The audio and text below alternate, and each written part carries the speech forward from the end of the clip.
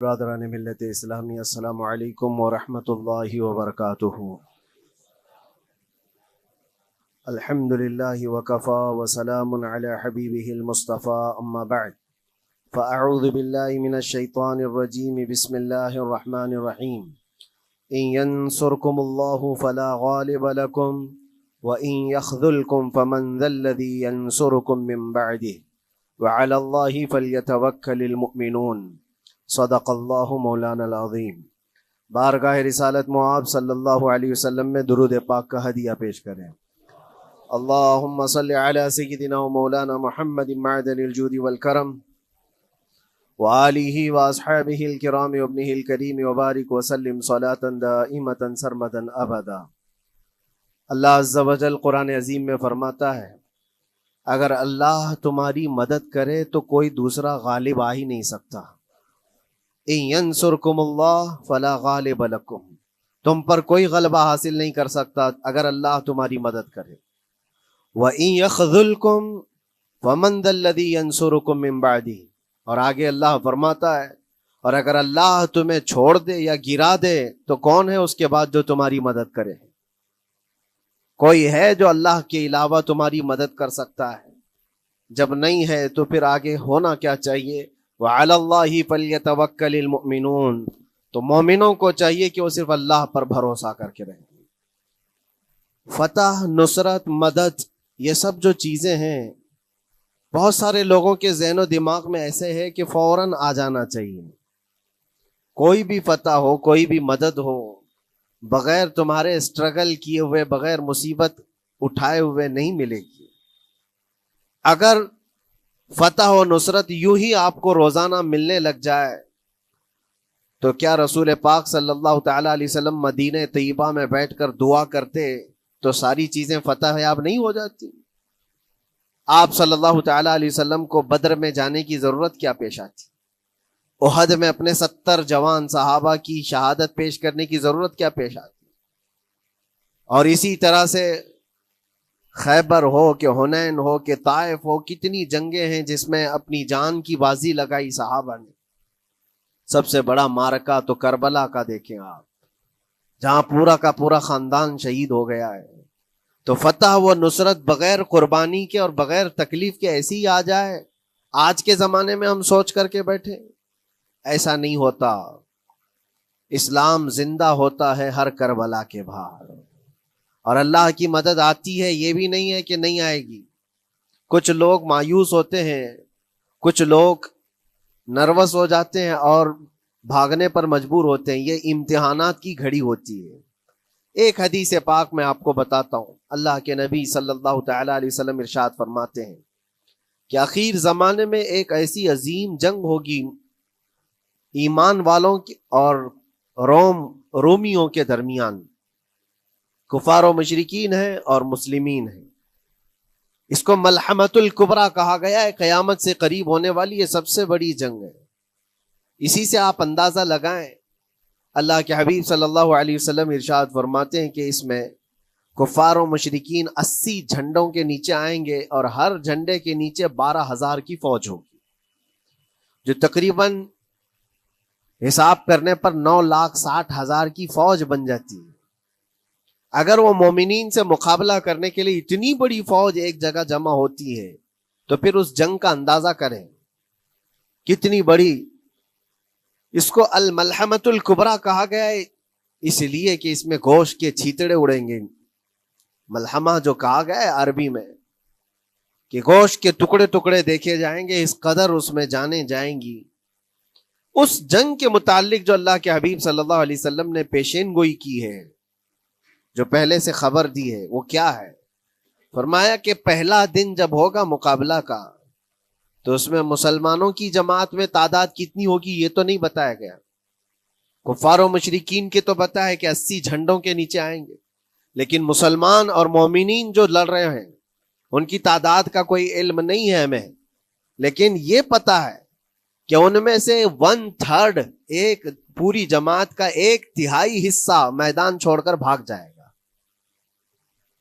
جنگ میں سے وہ میدان چھوڑ کر بھاگ جائیں گے جب اتنی شدت کی چیز ہو رہی ہو، مصیبت آ گئی ہے، تکلیف آ گئی ہے۔ ایک تہائی میدان چھوڑ کر بھاگ جائیں گے. اور ان پر کیا فرمایا حضور پاک صلی اللہ علیہ وسلم فرماتے ہیں وہ دنیا کے روئے زمین کے بدترین لوگ ہوں گے, ان کی توبہ بھی قبول نہیں ہوگی. وہ سب سے بدترین لوگ ہوں گے, پیٹھ دکھا کر جو نکل چکے. دوسرا مرحلہ آئے گا, دوسرا پڑاؤ. یہ ایک بہت سخت سٹرگل کرنے والا میدان ہے, مصیبت اٹھا رہے ہیں, مشقت اٹھا رہے ہیں. دوسرا دن ایسا ہوگا کہ مومنین کی جماعت کا 1/3 ایک تہائی حصہ شہید ہو جائے, قتل ہو جائیں گے. سوچو یہ بہت بڑی بات ہے. یہ دونوں چیزوں پر میں آج آپ سے گفتگو کرنا چاہتا ہوں. ایک تہائی حصہ میدان چھوڑ کر بھاگ جا رہا ہے اور ایک تہائی حصہ قتل ہو گیا, شہید ہو گئے. بچے کتنے ہیں؟ 1/3. لاسٹ میں ایک تہائی حصہ بچا ہے. یعنی ایک میں اگر 3 پارٹ کریں تو 2 پارٹ تو ختم ہو گئے, ایک پارٹ بچا ہے. اور اللہ کے نبی صلی اللہ علیہ وسلم فرماتے ہیں اللہ رب العزت اس آخری تہائی حصے کو فتح مبین عطا فرمائے گا. فتح تو ہے ان کی, فتح ہوگی ان کی, لیکن جو حصہ بچا ہوگا وہ اخیر کا 1/3 حصہ ہوگا. اب اس پر مجھے عرض یہ کرنا ہے, مومنوں کو اگر فتح دیکھنا ہے, اللہ کی نصرت اور مدد دیکھنی ہے, تو یہ 2 چیزیں تو برداشت کرنی پڑیں گی. کون سی؟ پہلی چیز اپنوں کا چھوڑ کر بھاگ جانا, اور دوسرا اپنوں کا اپنے سامنے مر جانا. یہ دونوں چیزیں ہمیں دیکھنا پڑے گا. بہت سارے ایسے ہوں گے جو چھوڑ کر جا چکے ہوں گے, دامن چھڑا رہے ہوں گے, بھاگ چکے ہوں گے, اور کچھ وہ ہوں گے جو لڑتے لڑتے اپنی جان دے چکے ہوں گے. یہ دونوں بھی بہت سخت مسئلے ہیں میرے عزیزوں. انسان کو یہ پگھلا دیتی ہیں چیزیں. اگر آپ کو ایسا لگے کہ میرے اپنے جاننے والے لوگوں میں سے کچھ لوگ مجھے چھوڑ کر بھاگ جا رہے ہیں, تو یہی انسان ٹوٹ جاتا ہے. اس کے دل کی کیفیت بدلنے لگ جاتی ہے, وہ پھر مایوسی کا شکار ہونے لگتا ہے. میری جماعت میں 100 لوگ تھے, 90 تو بھاگ رہے ہیں, 10 کیا کریں گے؟ اس کا اندر سے جو عزم تھا, حوصلہ تھا, وہ ڈاواں ڈول ہونے لگ جاتا ہے. اپنوں کا چھوڑنا یہ بہت بڑی آزمائش ہوتی ہے. وہ کسی بھی میدان میں آپ دیکھ لیں, کسی بھی میدان میں اپنے لوگ اگر چھوڑ دیتے ہیں تو یہ اس کے لیے آزمائش ہے بہت بڑی. اور دوسری آزمائش تو یہ ہے, بچے آدھے تھے, اس میں سے تو آدھے انتقال کر گئے. کبھی میرا عزیز دوست, کبھی میرا عزیز مشورہ دینے والا مشیر, کبھی بہت زیادہ مجھے سپورٹ کرنے والا, ایسے لوگ جب انتقال کرنے لگ جائیں تب پھر آدمی پھر ٹوٹ جاتا ہے. کچھ تو بھاگ گئے اور کچھ تو قتل ہو گئے. میں کیا کروں گا میرے عزیزوں؟ جو اخیر میں بچنے والے لوگ جو ہوتے ہیں نا, وہ معمولی نہیں ہیں. وہ اللہ کی ذات پر سب سے زیادہ توکل کرنے والے لوگ ہیں. ان کو کوئی چیز ہٹا نہیں سکتی. اپنوں کی بے وفائی بھی ان کے قدموں میں لرزہ نہیں لاتی, اور اپنوں کا انتقال ہو جانا بھی ان کے حوصلوں کو نہیں توڑتا. تبھی جا کر کے اللہ تعالیٰ انہیں فتح مبین عطا فرماتا ہے.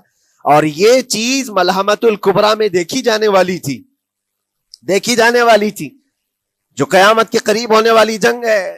لیکن میرے عزیزوں, آج ہم نے اپنی آنکھوں سے یہ مشاہدہ کیا ہے غزہ کی سرزمین پر, فلسطین میں 15 مہینے کے بعد آج صہیونی حکومتیں اور یہودی غاصب حکومتیں صلح کرنے پر اور ایگریمنٹ کرنے پر مجبور ہو گئی. دنیا ان کے منہ پر تھوک رہی ہے. تم 50,000 سے زیادہ لوگوں کو قتل کر کے صرف 200 لوگوں کو چھڑانے کے لیے آج بھی فتح کا جشن منا نہیں پا رہے ہو, بلکہ پھر جھک کر کے ان کے ساتھ معاہدہ ایگریمنٹ کرنے پر مجبور ہو. یہ فتح ان بچوں کی نہیں ہے تو اور کیا ہے, ان مظلوموں کی نہیں ہے تو اور کیا ہے, جن کے پاس کھانے کو روٹی نہیں ہے اور پہننے کو کپڑے تک نہیں رہ گئے, ان کے علاج معالجے کے لیے دوائیاں نہیں رہ گئی, لیکن عزم اور حوصلہ ایسا ہے کہ اللہ ابھی ہمارے ساتھ.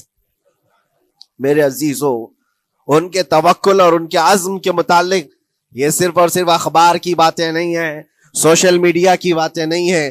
مخبر صادق رسول کریم صلی اللہ علیہ وسلم نے 1400 سال پہلے ہی بشارت دی تھی. اللہ کے نبی صلی اللہ علیہ وسلم فرماتے ہیں کہ دمشق کے ابواب یا پھر بیت المقدس کے آس پاس رہنے والوں میں ایک جماعت ہمیشہ قیامت تک ایسی رہے گی جو حق کے لیے لڑتی رہے گی. حضور پاک صلی اللہ علیہ وسلم فرماتے ہیں حق کے لیے وہ لڑتی رہے گی، قیامت تک ایک جماعت ہوگی. اور ان کی فضیلت میں میرے آقا فرماتے ہیں کہ ان لا یضرهم خذلان من خذلهم، ان کو دھوکہ دینے والوں کا دھوکہ ان پر کچھ اثر نہیں کرے گا، یا پھر ان کو چھوڑ دینے والے یا ان کی بات نہیں کرنے والے، یہ سب چیزیں ان کو کچھ بھی ضرر نہیں پہنچائیں گی. میں اس سے قبل اسی مسجد میں آپ کے پاس اس حدیث کو دہرا چکا ہوں، بیان کر چکا ہوں. اللہ کے نبی صلی اللہ علیہ وسلم فرماتے ہیں ان کو کوئی چیز نقصان نہیں پہنچائے گی، دھوکہ دینے والوں کی دھوکہ دڑی ان کا کچھ نقصان نہیں پہنچائے گی. آپ ہو سکتا ہے سوال کریں، عمارتیں ٹوٹ کر راکھ میں بدل گئی، ہزاروں بچے قبروں میں سو گئے، کتنی عورتیں بیوہ ہو گئیں، کتنوں کے گھر اجاڑے گئے، کتنوں کے ہاتھ پیر توڑے گئے ہیں، بمباری میں وہاں پر کون صحیح سلامت رہا، 2 لاکھ کے قریب لوگ متاثر ہوئے، اور مولانا آپ کہتے ہیں حضور نے فرمایا حدیث میں ان کو کچھ نقصان نہیں ہوگا. یہ نقصان نہیں ہے تو اور کیا ہے؟ ہو سکتا ہے آپ کے ذہن میں یہ سوال گردش کر رہا ہو، آپ بار بار یہ سوچ رہے ہوں گے اللہ کے نبی نے فرمایا ان کو کوئی چیز نقصان نہیں دے گی، دھوکہ دینے والوں کی دھوکہ دڑی سے ان کا کچھ بگڑے گا نہیں. اتنا تو بگڑ چکا، پورا راکھ میں بدل گئے، علاج کرانے کے لیے دوائی تک نہیں ہے، تو پھر کیا؟ اللہ کے نبی نے کیا فرمایا کہ ان کو نقصان نہیں پہنچے گا، ان کو ضرر نہیں ہوگا. پھر یہ ساری تکلیفیں اور یہ ضرر کیا ہے؟ میں بتاتا ہوں میرے عزیزوں، جسم کا نقصان، جان کا نقصان، مال کا نقصان، جائیداد کا نقصان، یہ اللہ کے نبی نے نہیں فرمایا. یہ نقصانات مومن کے لیے کوئی معنی نہیں رکھتے.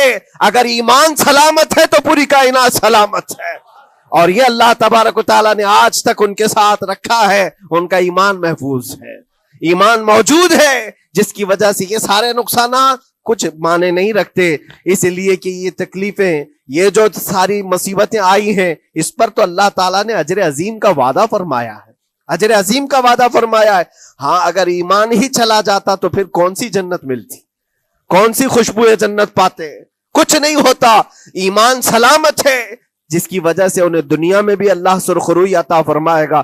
ایک بھی جگہ سے کہیں ان نہتے مسلمانوں کو جو غریب مظلوم ہیں اور ٹوٹے پوٹے ہاتھوں اور ٹکڑے پہنے ہوئے بچے ہیں، ان کو کوئی یہ نہیں کہتا کہ یہ ظالموں کے لوگ ہیں، بلکہ ہر کوئی یہ کہتا ہے ایک ظالم کے خلاف جس کے پاس دنیا کے سارے آئٹم پاور ہیں، لیکن یہ نہتے بچے کھڑے ہیں، دعائیں بھی ان کے ساتھ ہیں اور رحمت الہی بھی ان کے ساتھ ہے. سلام ہے ان غزہ کے مظلومین کو. اور وہاں تو بچے، مرد تو مرد، عورتیں. آپ نے سنا ہوگا ان جوان لڑکیوں کا، میں نے دیکھا تھا، وہ کہہ رہی تھی کہ ہم رات کو برقع پہن کر کے اور رات کو ہم حجاب پہن کر کے سو جاتی ہیں، اس لیے کہ بمباری میں جب گھر تباہ ہو جاتے ہیں، صبح لوگ لاشیں اٹھانے آتے ہیں تو کہیں ہم بے پردہ لاشوں میں نہ مل جائیں. سلام ان بہنوں کو. آج وہ عورتیں سبق لیں ان سے جن کو اللہ نے ہر طرح کی نعمتیں دی ہے. تمہارے گھر میں جائیداد بے پناہ ہے، مال و دولت بے پناہ ہے، کپڑے روز بدلنے کے لیے تمہارے پاس ہیں، سب رکھ کر کے تم عورتوں کو آج ہم بازاروں میں جو بے پردہ دیکھتے ہیں، یہ شادی محلات میں ہر جگہ جو عورتوں کی بے حیائی اور بے پردگی دیکھ کر پھر میں سوچتا ہوں سلام ان بہنوں کو جو موت کی رات بھی حجاب ہٹانا نہیں چاہتی، اس لیے کہ دنیا سے جائیں تو اللہ کی بارگاہ میں حجاب کے ساتھ جائیں. یہ ایمان ہو تو پھر اللہ تبارک و تعالیٰ کی مدد بھی آتی ہے، نصرت الہی آتی ہے. مجھے بتاؤ میرے عزیزوں، 50,000 کا خون کر دینے والا وہ ظالم اور غاصب اسرائیل، وہ اپنے 200 قیدیوں کو چھوڑا کیوں نہیں سکا؟ وہ حاصل کیوں نہیں کر سکا 200 لوگوں کو؟ بلکہ ان میں سے 5 لوگوں کو کیوں نہیں حاصل کر سکا؟ 50,000 کو قتل کر ڈالا، اور وہ بھی سیویلینز کو، شہریوں کو جن سے تمہارا مقابلہ ہے، ان کی موت کی تو کوئی خبر ہی نہیں آتی. جو تم سے برسر پیکار ہیں، جو لڑ رہے ہیں، ان کے موت کی خبر نہیں آتی. بچوں کی موت، عورتوں کی موت، ہاسپٹل میں موت، یہ سارا جو ناچ دیکھا گیا ہے 15 مہینے سے ہم دیکھتے آئے. لیکن افسوس اس بات کا ہے میرے عزیزوں، اللہ کا عذاب ان ظالم بادشاہوں پر بھی آئے گا جو ان کی موتوں پر دیکھ کر تماشے کر رہے ہیں. وہ اپنی عیاشیوں میں مصروف ہیں، وہ اپنے عیش قدوں میں شراب نوشی اور کباب خوری پر مصروف ہیں، اور ان بچوں کی تڑپتی ہوئی لاشوں پر وہ اپنی کرسیاں سجائے بیٹھے ہیں. وہ عرب کے ظالم بادشاہ کہاں ہیں؟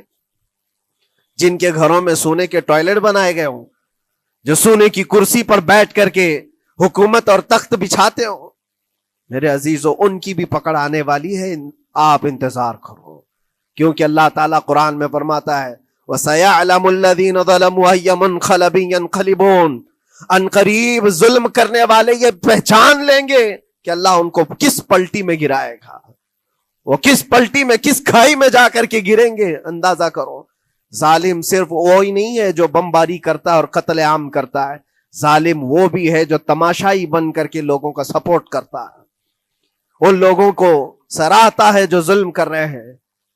افسوس کا مقام ہے وہ چیختے رہ گئے، چلاتے رہ گئے ہیں، اور پھر اخیر میں وہ بچوں نے پکار کر کے یہ بھی کہا ہمیں کسی جگہ سے مدد کی امید نہیں ہے، نہ ہمارے پڑوسی ملک سے، نہ کسی بہت بڑے مسلم بادشاہ سے، ہمیں امید ہے فتح کی اور مدد کی تو پروردگار عالم سے ہے۔ اور یقیناً مومنوں کے لیے اللہ نے یہی فرمایا وَعَلَى اللَّهِ فَلْيَتَوَكَّلِ الْمُؤْمِنُونَ، اور مومنوں کو چاہیے کہ صرف اللہ ہی پر بھروسہ کریں۔ میں نے دیکھا ہے میرے عزیزو، یہ دنیا صرف اور صرف لالی پاپ پکڑا سکتی ہے تمہیں، ان کے ہاں مدد کی کوئی گنجائش نہیں ہے، یہ ہمارے ساتھ کھیلتے ہیں، ان کے دلوں کے اندر سے رحم غائب ہے، یہ بچوں کی تڑپتی ہوئی لاشوں کو دیکھ کر کوئی آواز تک نہیں اٹھاتا، جو آواز اٹھانے والا اس کو کیس کر کے بند کر ڈالیں گے۔ جو بھی اگر مظلوموں کے لیے آواز اٹھائے، ان کا پرچم لہرائے، تو کتنے تو یہاں پر FIR ہو گئے، بند کر دیے گئے۔ کیوں؟ مظلوموں کے لیے آواز اٹھانا کیا یہ ہمارا رائٹ نہیں ہے، ہمارا حق نہیں ہے؟ تم ظالموں کے لیے علل اعلان بات کر سکتے ہو، ہم مظلوموں کی بات بھی نہیں کر سکتے، کیسی بات ہے؟ میرے عزیزو، ہم جس دنیا میں جی رہے، اسی لیے میں آپ سے کہتا ہوں اٹھو وہ گھر نہ حشر نہ ہوگا پھر کبھی، دوڑو کہ زمانہ چھال اپنی چل گیا، قوت عشق سے ہر پست کو بالا کر دو، دہر میں نام محمد سے اجالا کر دو۔ تمہارے پاس طاقت و قوت نام کی کوئی چیز ہے تو وہ ایمانی طاقت ہے، باقی کوئی چیز، کوئی طاقت و قوت تمہاری مدد نہیں کرے گی۔ وہ قوت ایمانی ہے جو بدر میں صحابہ کے ساتھ تھی، وہ قوت ایمانی ہے جو احد میں بھی صحابہ کے ساتھ تھی، وہ ایمانی طاقت و قوت کا جوش ہی ہے جو 4000 ہوتے تو 40,000 پہ بھاری ہوا کرتے تھے، وہ ایمانی طاقت و قوت ہی ہے جس پہ اللہ کی مدد اور نصرت آتی ہے۔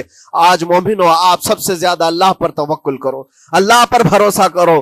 میں نے دیکھا ہے میرے اپنے معاملات میں 8 مہینے تک میں اسٹرگل کرتا رہا، پل پل دیکھتا رہا، اور ایسی زمین پر مجھے لٹایا جاتا جہاں فرشی بھی نہیں ہے، پتھروں کی زمین پر لیٹ لیٹ کر کے ہماری کمر ٹوٹنے پر آتی۔ اس وقت لوگ یہ کہتے فلاں کی طرف سے مدد آ جائے گی، فلاں کی طرف سے مدد آ جائے گی، ہم نے یہ لائن بھی لگا دی ہے، یہ سورس بھی لگا دیا ہے، ہر طرف دیکھتا رہا، اخیر میں پھر یقین ہوا مدد کہیں سے نہیں، میرے پروردگار سے ہی آئے گی۔ اللہ ہی مدد کرتا ہے مومنوں کی، بس یہ ہے کہ صبر ضروری ہے اور تھوڑی مصیبت اٹھانا ضروری ہے، اس لیے کہ مزاج ہے اسلام کا، اسلام زندہ ہوتا ہے ہر کربلا کے بعد۔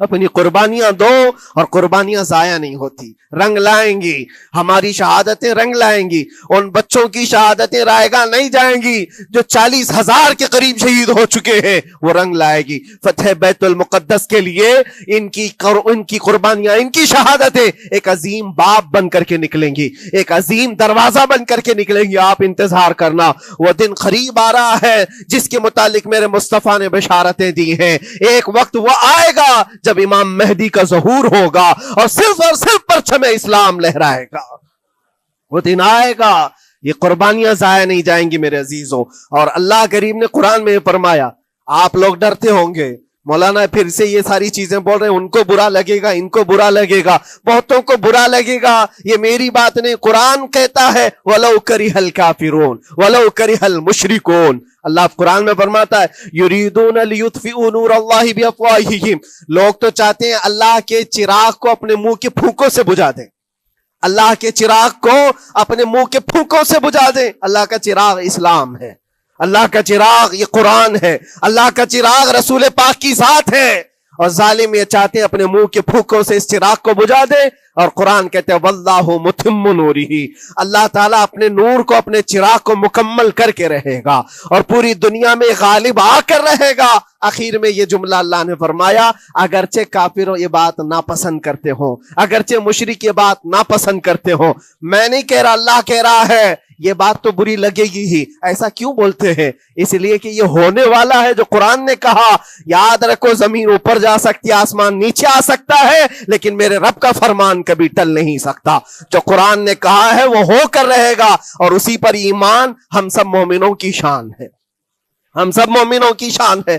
بس آپ کے لیے ذمہ داری یہ ہے، آؤ ان برائیوں کی وادیوں سے جس میں پڑے ہوئے ہو، نوجوانوں سے میں گزارش کرتا ہوں، تمہاری نمازوں کا حساب کر لو، تمہارے اپنے اعمال کا حساب کر لو۔ اللہ کی مدد کو پکارتے ہو تو یقیناً اپنے چہرے صاف تو کر لو، اپنے دلوں کو پاک تو کر لو، اپنے اعمال، اپنی پیشانیوں کو مسجدوں کے سجدوں سے سجا تو لو۔ پھر مانگنے میں تمہیں ایک مزہ بھی آئے، ایک لطف بھی آئے، رحمان کی بارگاہ میں ہاتھ اٹھائیں تو آپ کو لطف بھی آئے، اپنے لیے بھی اور مظلومین کے لیے بھی مانگنے میں مزہ تو آئے۔ لیکن جب آج ہاتھ اٹھاتے ہیں تو پھر یہ دل میں بات آتی ہے، فجر تو قضا کر کے سویا تھا، عشاء تو پڑھا نہیں تھا، اور میرے حالات یہ ہیں، حرام کھایا ہوا ہے، کسی کا مال غصب کیا ہوا ہے۔ ان تمام معاملات کو لے کر کس طرح سے ہاتھ اٹھاؤ گے اللہ کی بارگاہ میں؟